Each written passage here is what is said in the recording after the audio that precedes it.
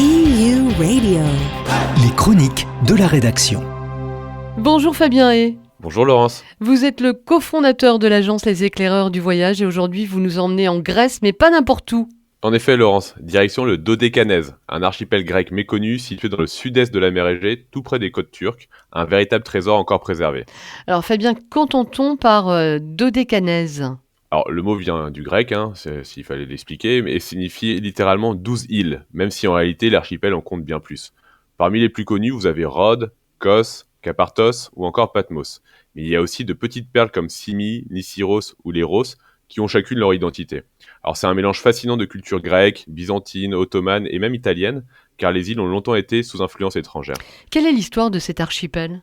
Alors c'est un territoire chargé d'histoire. Rhodes par exemple fut le siège des chevaliers de l'ordre de Saint-Jean au Moyen-Âge, et on y trouve encore aujourd'hui une ville fortifiée incroyable, classée entièrement à l'UNESCO. Et plus loin, Patmos est connu pour avoir accueilli Saint-Jean, qui aurait écrit l'Apocalypse dans une grotte.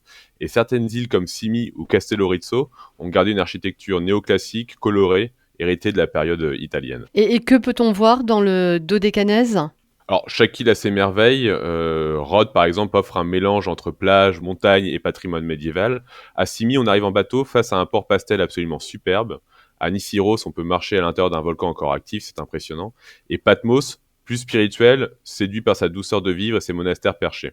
Alors, ce que j'aime clairement dans cet archipel, c'est qu'il y a toujours un coin tranquille, une taverne en bord de mer, une crique secrète pour se sentir seul au monde. Et côté gastronomie, Fabien ? Alors, on retrouve bien sûr les classiques que vous connaissez de la cuisine grecque, moussaka, mezze, poisson grillé, salade grecque, mais chaque île a ses spécialités, souvent influencées par les échanges avec la Turquie ou encore l'Italie.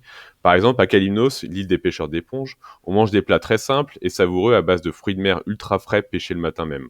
Et le tout arrosé d'un petit verre d'ouzo ou de vin blanc local, bien sûr. Quand est-ce qu'il est préférable de visiter le Dodécanèse ?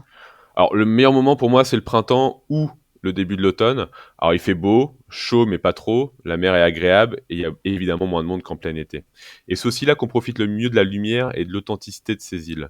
Alors ce que je recommande, c'est pas de se contenter d'une seule île, mais c'est de visiter en fait plusieurs îles sur un petit voyage itinérant en ferry. Alors c'est une autre manière de découvrir la Grèce, loin des foules, avec beaucoup de charme. Merci beaucoup Fabien Hay, je rappelle que vous êtes le cofondateur de l'agence Les Éclaireurs du Voyage. Evkalisto, Laurence, merci et à très bientôt. EU Radio.